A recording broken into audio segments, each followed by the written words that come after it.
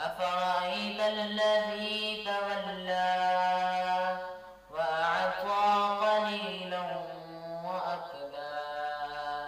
أعنده علم الغيب فهو يرى أم لم ينبأ بما في صحف موسى وإبراهيم الذي وفى ألا تزر وازرة وزر أخرى وأن ليس للإنسان إلا ما سعى وأن سعيه سوف يرى